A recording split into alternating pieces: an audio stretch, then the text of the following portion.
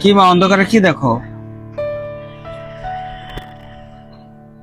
তোর বাবা কত শখ করে এই জায়গাটা কিনেছিল, অথচ দেখ আমাদের জায়গার পাশে কত গাছ গাছালি বাড়ি করে উঠে গেছে, আমাদের বাড়িটা আর উঠছে না।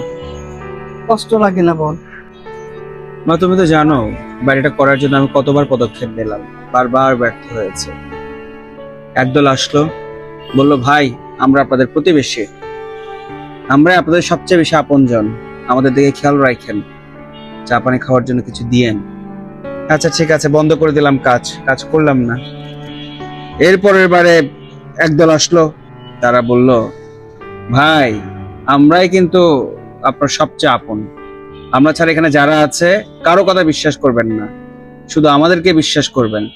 আমরা খুশি থাকলে, আমরা সন্তুষ্ট থাকলে তারপরে বাড়িটা করতে পারবেন, এছাড়া এই এলাকায়, অত্র এলাকায় কেউ বাড়ি করতে পারে না। আচ্ছা, ক্লান্ত হলাম, মন খারাপ করলাম, অনেকে বললাম, সবাই বলল ওদের সাথে পাঙ্গা নিতে যাস না। তারপর আবার বাড়ির কাজটা বন্ধ করলাম। ওদের খুশি না করলে আমরা বাড়ি করতে পারবো না, এই তো? তার মানে চাঁদাবাজি। এইভাবে কি দিন যাবে? এভাবে চলছে মা, এভাবে চলছে। এই সমাজটা কবে বদলাবে, কবে আমরা বদলাবো?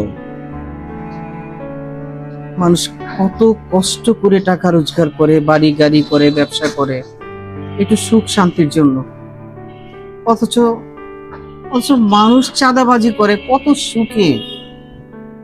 ওরা কত আরামসে এসে আমাদের টাকা পয়সা, জায়গা জমি সবকিছু লুটপাট করে নিয়ে যায়, চাঁদাবাজি করে।